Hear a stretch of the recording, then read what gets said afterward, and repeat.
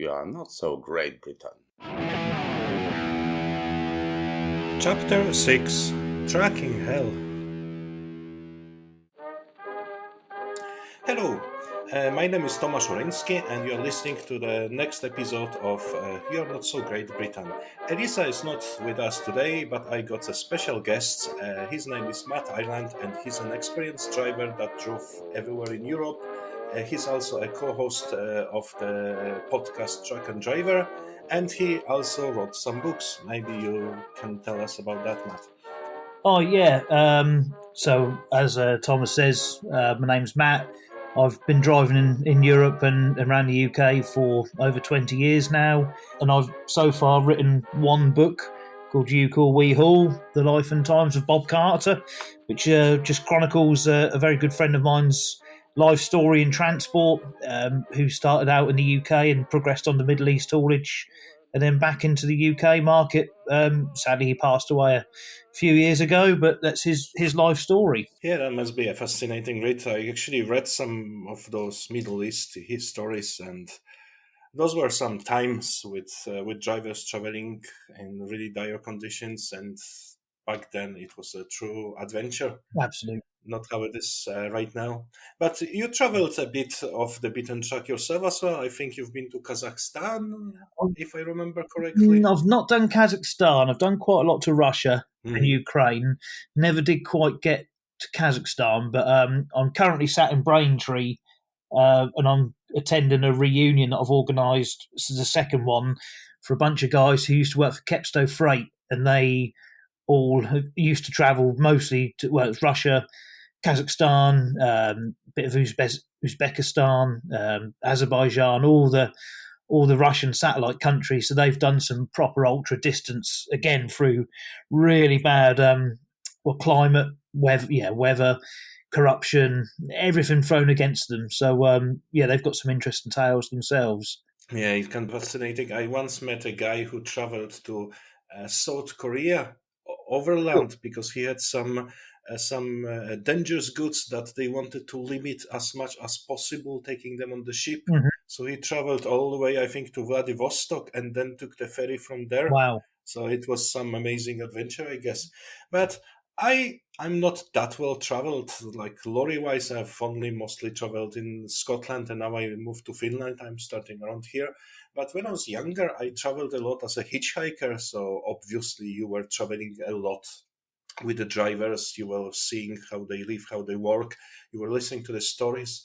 And you know what? First time when I arrived to Britain, I've noticed something I never seen before, which was those plastic bottles of a yellow liquid lying in the ditches, when you're standing in the levee with your thumb up trying to hitchhike. And there were all these yellow bottles everywhere. Do you know what they are? I think they're called Truckatizer, I believe. So it's not Iron Brew then? I don't think, only in Scotland it's Iron Brew.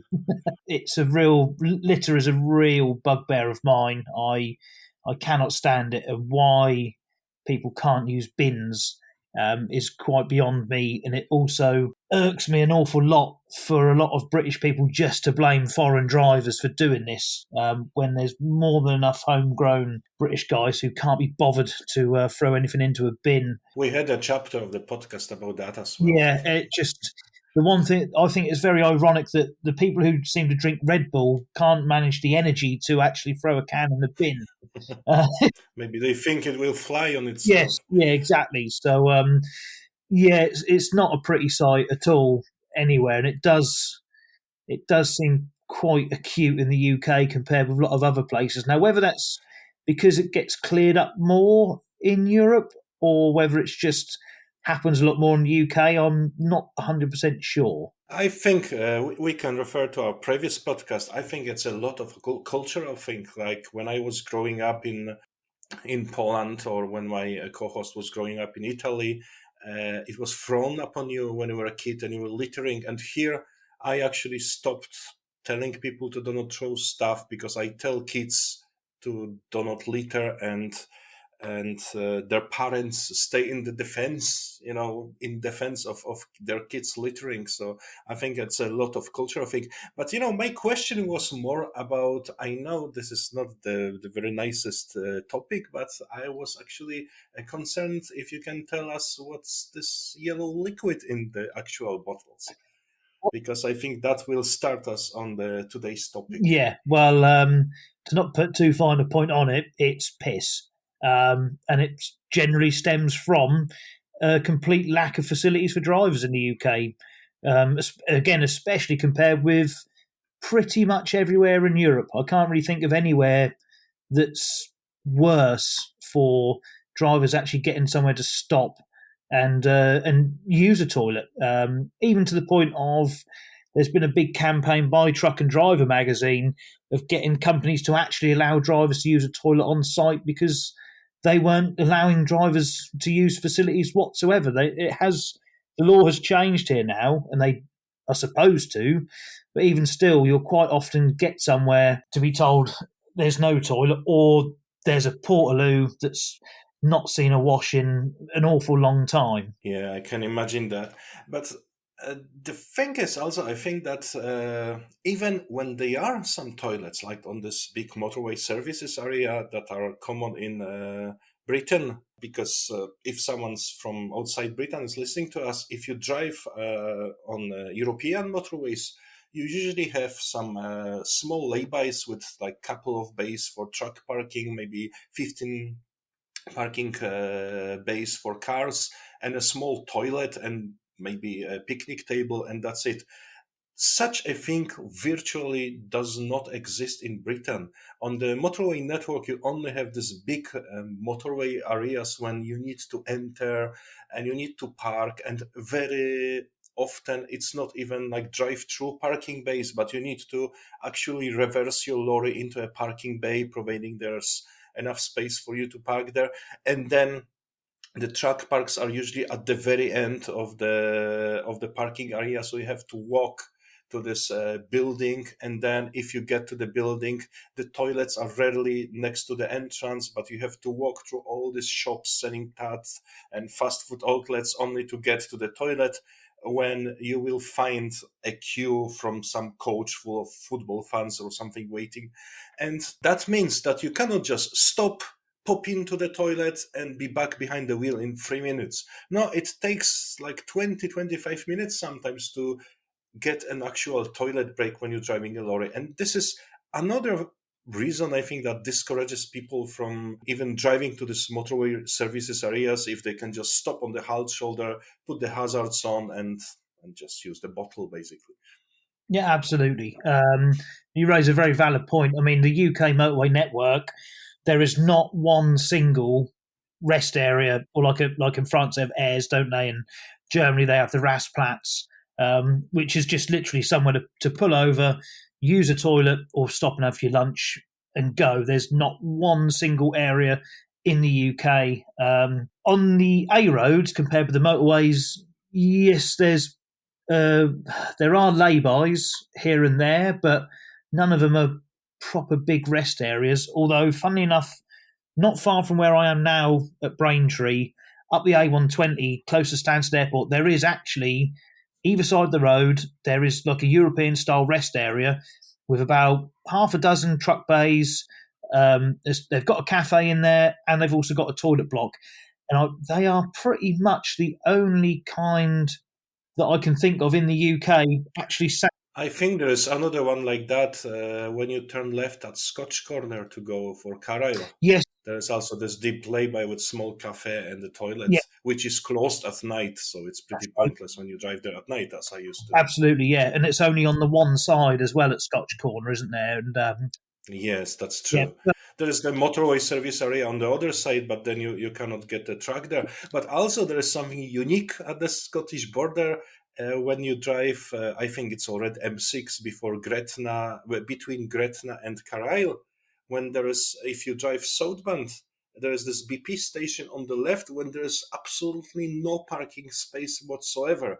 So if you need to park in the toilet, you either have to park on the road or or just occupy the fuel forecourt because there's no other option for you to park there and use the toilet. So this is something really that I cannot imagine even that something like that would happen in I remember once I was speaking with one of, I think, even our common friends, and he was telling me that he is going to Wrocław, which is the town I'm from in Poland, and he was like so happy about some fantastic truck stop he found nearby in the village of Kostomłoty, and I was like, what he's talking about? There's not a truck stop in Kostomłoty, and he actually sent me a link on Google Maps, and this, what he considered a fantastic truck stop, is just a standard bigger gas station in Poland, which has a shower, toilet, small restaurant, and like 10 parking bays for the trucks. Yeah.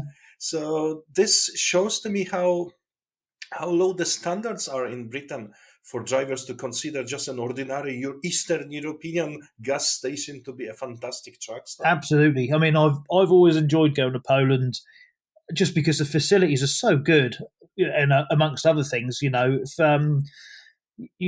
like you've got the motorway services, but then if you get onto the old like national roads, as I call them, the amount of truck stops there are, and just almost every garage you can get a couple of trucks into. And you don't have, you do pay for parking occasionally, but, these are in the bigger truck stops and it's not much money, and generally you'll get a money off. Whereas in like the UK, I do day work now in the UK just because it's become so much of a problem getting parked up and getting decent facilities, not having your diesel stolen, not having your load stolen. It's costing you £35 just to park up at night. And for that, you get maybe a meal voucher for, again, fast food or some awful food that's been under a light all day and it's just inedible. And you get no security, you get nothing. If the vehicle's broken into, it's your fault. There's no comeback, there's no nothing. It's just woeful. It really is. And that's if you're lucky to find a place to park in the motorway service, because sometimes it's just too busy. Yeah. And the other thing that is, I think, unique to Britain, correct me if I'm wrong, but I haven't seen that anywhere else, are this like shallow laybys that are basically like a bus stop. Yeah. There's just a bit of widening of the road, like maybe 2.5 meters wide, and you are supposed to park there. And I can't imagine. I had to sleep in such a place a couple of times, and it's impossible to have a sleep because not even the lorry, every car that drives next to you causes your cab to shake. The noise is terrible, and you cannot safely get out to the right side. You have to climb over to the left. Yeah. And I used to drive when I was driving a lot around Britain. I used to drive DAF CF, which got this big engine bay in the cab. So it was so uncomfortable. And this is something I can't think even of a single one like that in Poland, because when there are these laybys, they are like deep. Usually it's when they upgrade the road and they straightened a bends a bit. Yeah. Then they leave the old, this meandering, I would call it, a part of the road, and they make it into a parking with some like picnic tables. And now, as I've been traveling through Poland a lot recently, even those small places in the middle of nowhere, they got this portable toilets put up by the local councils, and they are emptied and cleaned regularly, and they have like toilet paper and everything in them. And it's just such a great experience compared to driving in Britain that it's just a shame. And this is from the country that is struggling to get drivers, that have this terrible driver shortage, when last year or so your prime minister was begging European drivers to come and save Christmas. But it's not only about money. You just need to show those people that you respect them, and then maybe they will come and work for you, because as you said, you are born in it's your own country, and you don't want to deal with this overnighting in the truck in Britain because of the lack of infrastructure. So absolutely. And a prime example as well. So where I live in the east of England, we've got Felixstowe Port, and just to the south we've got Harwich.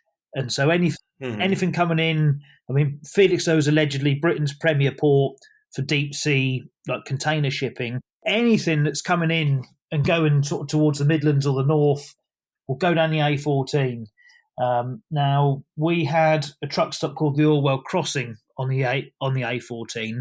It had been a truck stop site for as long as I can remember. An awful lot. It used to be a BP garage, and it got developed and so on. And the chap who owned it, a lovely guy called Carl, who passed away maybe 10 years ago now, he went to America, and he just sort of wanted an American-style truck stop, and he sort of modelled it on German Autohofs as well. And it's a lovely big building, clean showers and toilets, and they were cleaned regularly all the time. Real good food, loads of parking off the road. And he had so many problems with the council, like he wasn't allowed to advertise it because they didn't want people going in there, even though an awful lot of residents from Ipswich would go on a Sunday to have a carvery dinner out at this truck stop. It was very, very successful. And when he died, it slowly got ran into the ground, and it shut towards the end of last year, and it's now being developed into a logistics park. I believe it's just going to be an Amazon, and there's a large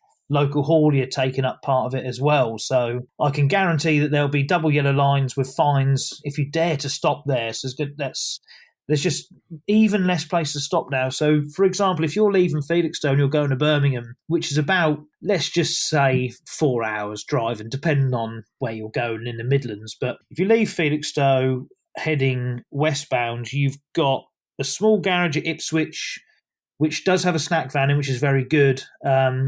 There's one toilet in the garage, which is often out of order, but there's parking for maybe 20 or so trucks there. Once you're past that, you've got there's one services again just off the A14, which has room for about 12 trucks or so. No showers, a toilet. They've just renovated the whole services, but not put a shower or anything like that in. Once you get past that, you're then getting to Bury St Edmunds, where there are a couple of truck stops. And then beyond that, you've got Cambridge services. Beyond that, you've got one or two. You've got Welford truck stop. You've got Rothwell. And that's kind of it until you hit the Midlands. And this is in like a 3-hour section. You've kind of got 4 or 5 places to stop other than lay-by. So you've got hundreds of trucks leaving Felixstowe and Harwich on a daily basis, back and forth, going to the Midlands and the North, and you've got space to park, let's just say 100 of them, and that's it. Yeah, and this is not the only region, because I traveled a lot in my British times over A1, and then it was upgraded to A1M. Now it's a proper motorway, and there used to be plenty of those lay-bys, some of them good, deep ones, like the European styles, and they are now all gone. And all this stretch, I think it got only one new services, which is like Moto Wetherby. Yeah. And that's it. There's no new facilities. Well, there is one new one in Limingby as well, I think. But then there used to be this Londonderry truck stop, which is now gone. So that's evinced up. And now I hear the Lockerbie truck stop is going to be shut as well. So as you say, it's not improving. On the other hand, it's just getting worse. Yeah.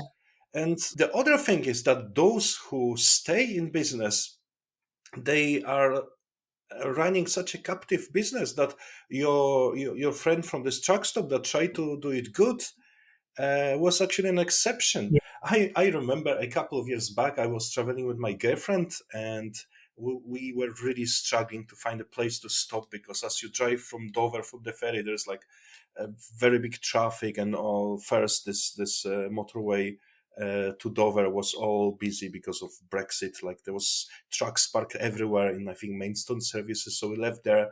Then there's almost nothing on the bypass. There is nothing on M11. You go A14, and we hoped for Peterborough services, but then there was some truck fest in there, so there was like no chance getting in.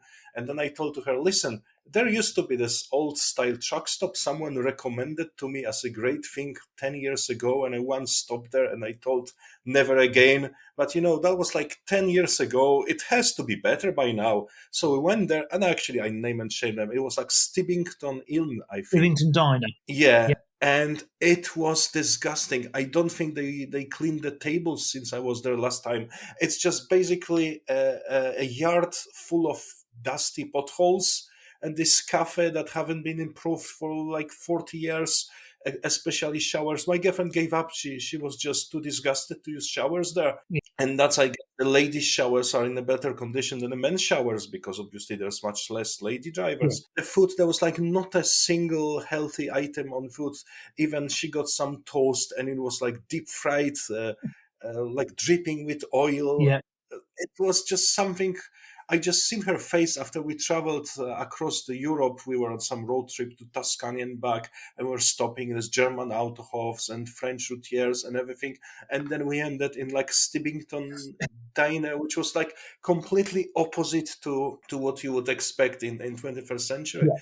And this is the problem, I think, that there is no council-provided facilities. On the contrary, as you say, council is fighting with truck parking whenever they could. There was this famous case with Kent when they were slapping tickets at truckers who were parking in random places because there were absolutely no place to park for them.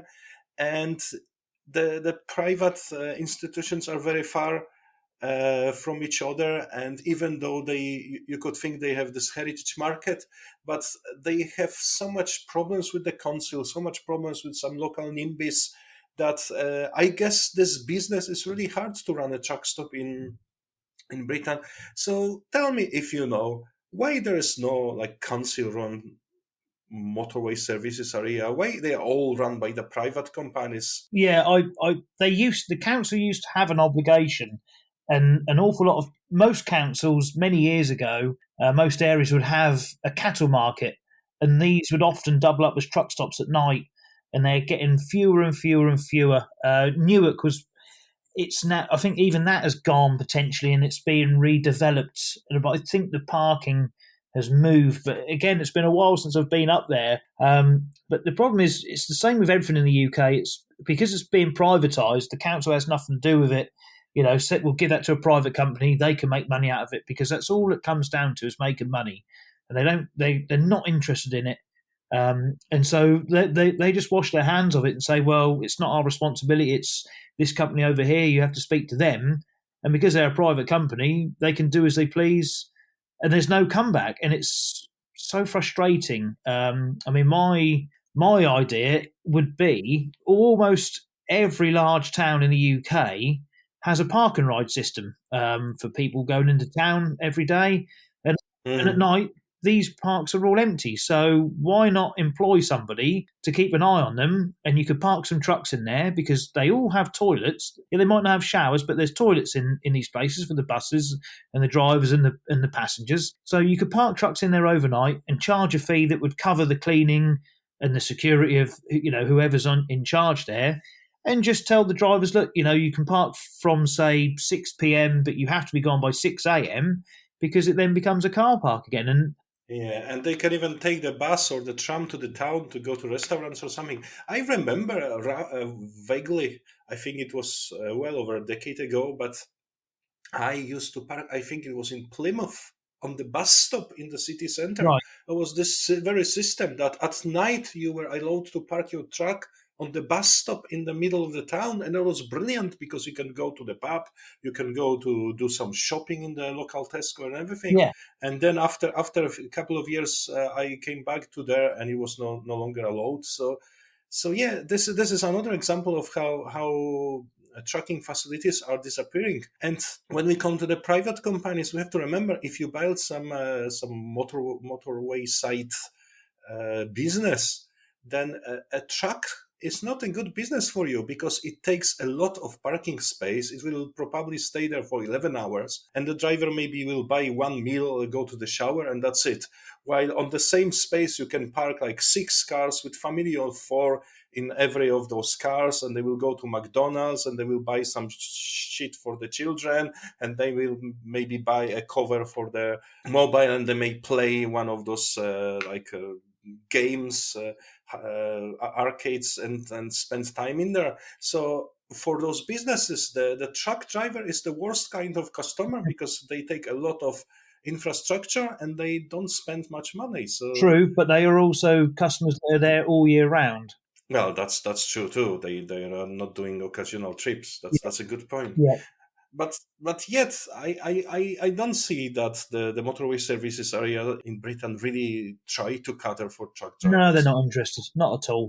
See, I stopped recently in a not a truck stop, the motorway service area here in Finland during one of my first days at work. It was somewhere near Hämeenlinna, and it was this very classic, like the over a bridge over the motorway. Yeah. And everything there was like total opposite to what I was used to from Britain. So the truck parking was drive-through bays, and they were very close to the entrance. And as soon as you enter from both sides, because I went to check, first thing you got a little shop with the tills for paying for fuel and the toilets right next to the entrance, so you don't have to go there. Yeah. And then as you go deeper over this bridge, you got some like cafes, and there's really, it was like tiny compared to your average British motorway service area, but you still had like Hesburger, which is like the local variation of McDonald's, and Subway, and Burger King, and some local food, and like a posh cafe with some fancy coffees and cakes, and like an ordinary food eatery with local cuisine. And what I also liked about it, that they were all around this big space when there were tables for everyone to sit together. So if we are together and you want to eat in Burger King and I want to eat a posh coffee with a croissant, we can go to two ends of this room and then sit together at the same table, which is also brilliant. And then there was a small library, or maybe like a book swap place. And then on the other side, there were, of course, showers and some shop. And then there was like a big, well-stocked supermarket that if you're a truck driver, you can buy everything there. Not only like motoring stuff, but like household items like dishwasher liquid, some like small plastic bowls, whatever you may need on the road. And this was really tiny enterprise compared to what I'm used from Britain. But it was like totally opposite. You could see like everything is designed in a way that it will make the customer served easy and convenient, not like force them to walk through all the shops to get to the toilets in hope he will buy something on the way. And I think it's a big sign of a different attitude as well between those two countries. Yes, yeah. The attitude of England is try and get as much money out of their pockets as you can before they actually go to the toilet, regardless. So, and it has the opposite effect on me. I just don't want to see any of it. And quite often, if I do stop somewhere like that, then I'll usually go to the garage instead, because you've got to walk through less rubbish to get to the toilet. Yeah, that's true. But also sometimes it's a complete absurd. Like, for example, Annandale Water, I think the first services as you go into Scotland after Gretna, there's this truck parking, which is like far away from the main building. Mm-hmm. And you can park your truck, and there's a sign, and it literally says on the same sign, there is no pedestrian access to the main building. Please pay for your parking in the main building. Yeah. So how am I supposed to get there? Yeah. They don't explain. So this shows how terrible it is. And of course, to park, you need to reverse in because there are no drive-through bays. You just need to reverse as you... Yeah.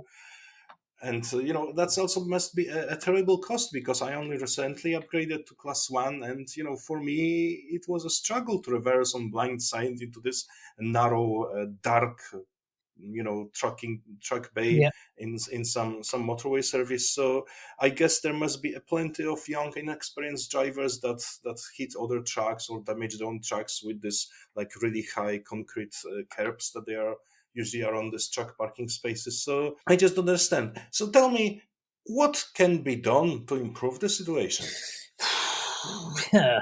Like I say, I think the park and ride being utilised is one potential way of helping it, but I think there should just be more pressure put on local councils to have to provide services for trucks, because they need them. There's no two ways about it. Every single town in Britain is served by trucks, whether they like it or not. So they might as well start liking it and realising that they have to. There's no way around it.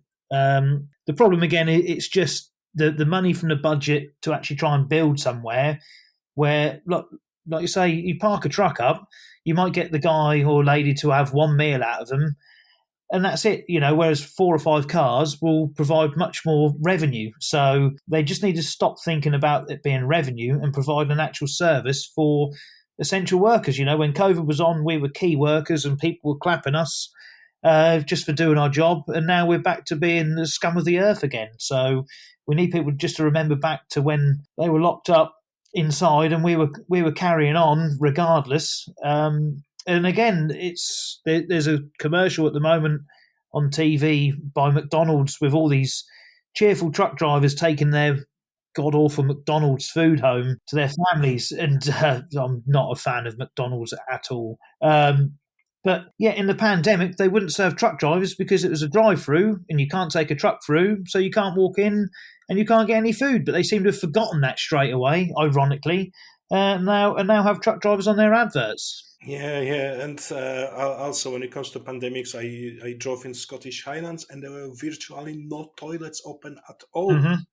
So, like from Glasgow to Isle of Skye, there was one toilet in this BP garage in Fort William that you were allowed to use. That was the only one possible to use. So, yeah, they keep forgetting. But I think if I may chip my advice to Britain how to better things, I recently even watched some clips on YouTube about secrets of the motorways. It was called, I think, and it turns out that there's plenty of land reserves along the motorways. There even are some ghost sleep roads leading to nowhere because there were plans to build a motorway service areas and they were never built. Mm-hmm. So what if government, if they want to keep this franchise system when the private companies provide the system, what if they give those companies a discount, but they would say, okay, Moto or Welcome Break or whoever, you can have this land for half price, but your motorway service area has to be much more catered to truck drivers, and just set some border conditions and demand that from them. Maybe that would be an option as well. Yeah, that wouldn't hurt. I'm sure they'd find a way around it with their lawyers and get around it, of course. But it's certainly worth a try. But I think it just needs a whole cultural change in attitude. I think that's what a lot of it is. We have to remember that truckers are for life, not just for Christmas. Yeah, not just for COVID. Yeah. Yeah. But I think sadly it's probably never going to change. I think it's just going to get worse and I don't think it'll ever get better. I think we'll just have to struggle on, hoping for the best, I guess. Well, yeah, let's hope that the country can do better, because I hear there are some other problems now with the country, and the truckers may not be the first priority for everyone, but we have to remember everything comes on trucks, especially in Britain when the rail system is less used for freight than in other countries. Yeah. So trucks are like a lifeline for the economy, and you need to take care of the trucks. And to do that, you need to respect drivers. And until you do that, I think no matter how much money you would try to throw at them, you will still struggle to get absolutely people wanting to get into the business. Yep, 100%. Okay, so I think this gives people some insight into the trucking world of the Great Britain, and we spoke about what can be improved, and let's hope some of those improvements will be returned, especially the things you mentioned, like this cattle markets or the park and ride, that can be done at very little costs. It's only about the political decisions. So I hope that can be implemented pretty sure and improve the situation vastly. But maybe we will come back to that in a few years and see what happened. Meanwhile, thank you for coming on our podcast. I guess it may be risky for a British person to come to the podcast that is telling bad things about Britain, but I and Elisę, who is usually running this podcast with me, we believe that Britain is a fantastic country, but it has some problems. But to fix your problems, you have to first admit it. And the aim of this podcast is to open people's eyes, because usually when you sit inside, you don't see that until you step out and get a different perspective. So this is the aim of our podcast, and you can listen to the previous chapters, one of which was about the littering problem, and there will be future chapters as well. But just before you go, tell me where people can find you if they want to follow you or get your book or maybe your podcast. So I've got a YouTube channel. So if you search for Suffolk Matt Island, that's with one T, you'll find me on there. I'm knocking about on Facebook as well. And I've got a truck photo page on there if you're an anorak like myself. And my book you can find if you search for Old Pond, and you should be able to find on their website, because there is a rather large multinational distributor whose name I don't want to mention because I really don't like them. And the current publisher just advertises through there. So I would suggest trying to find a copy through oldpond.co.uk. But yeah, always support the small guys. Yeah.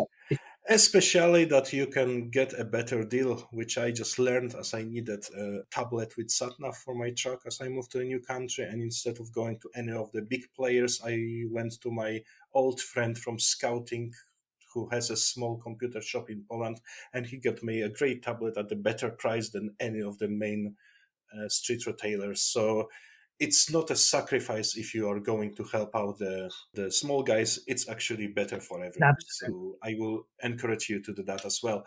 So we will throw the links to your social media into the description of this podcast. Thank you again for coming, and I wish you and to all of our listeners all the best in the new year. And let's hope Britain will be better next year and every year after. Absolutely. Thanks a lot, Tom.